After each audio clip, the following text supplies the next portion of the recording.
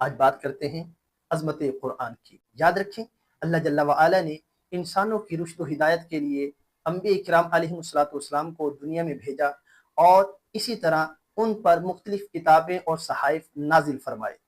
ان کتب و صحائف کے اندر اللہ تبارک و تعالیٰ نے انسان کی ہدایت کے لیے رہنما اصول دیے ہیں۔ یاد رکھیں کہ جتنی بھی کتابیں اور صحائف نازل فرمائے گئے، ان تمام کے اندر افضل و اعلیٰ اور بڑے مرتبے والی جو کتاب ہے وہ ہے قرآن عظیم۔ ایسی کتاب کہ جس کے اندر اگر ہم فضائل و کمال کی بات کریں تو قرآن مجید فرقان حمید وہ کتاب ہے کہ جس کا پیغام یہ ہے، قل یا ایھا الناس انی رسول اللہ الیکم جمیعا، کہ اللہ تبارک و تعالیٰ نے جس رسول پر نازل فرمائی اس کو تمام مخلوق کی طرف مبعوث فرمایا۔ اور قرآن مجید فرقان حمید ایسی کتاب، ایسی عظمت والی کہ جب اس کا نزول ہوتا ہے تو پھر اللہ حکم ارشاد فرما دیتا ہے بقیہ جتنی بھی شریعت ہیں ان کے احکام منسوخ ہو گئے، یعنی انہیں ختم کر دیا گیا، اب قانون اور احکام نافذ ہوں گے تو قرآن مجید فرقان حمید کے ہوں گے۔ اسی طرح اگر قرآن مجید فرقان حمید کی ہم دیگر کتب سے اس کا کمپیئر کرتے ہیں تو دیگر جتنی بھی کتابیں آئیں ان میں تحریف ہوگی، رد و بدل کر دیا گیا،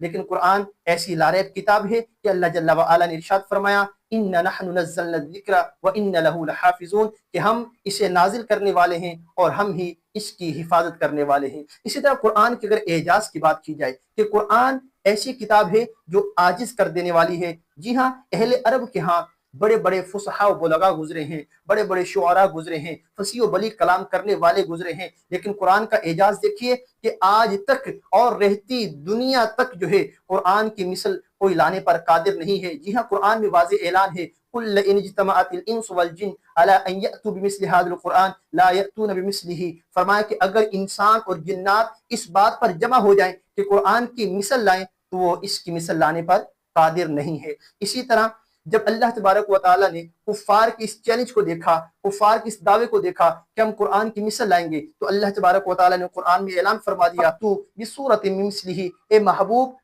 ایسے دعویٰ کرنے والوں سے کہہ دیجئے قرآن کی مثل لانا تو دور کی بات ہے، تم تو اس کی مثل ایک صورت بھی لانے پر قادر نہیں۔ تو یہ قرآن کی عظمت ہے۔ اسی طرح قرآن مجید فرقان حمید جو ہے اس کا علمی اور روحانی کمال دیکھیے کہ سابقہ جتنی بھی کتب آئی ان کے اندر جو احکامات کو بیان کیا گیا، لیکن قرآن کے اندر اللہ جل وعلا نے نہ صرف احکامات کو بیان کیا بلکہ عقائد کا بیان قرآن میں موجود ہے، عبادات کا بیان قرآن میں موجود ہے، اخلاقیات کا بیان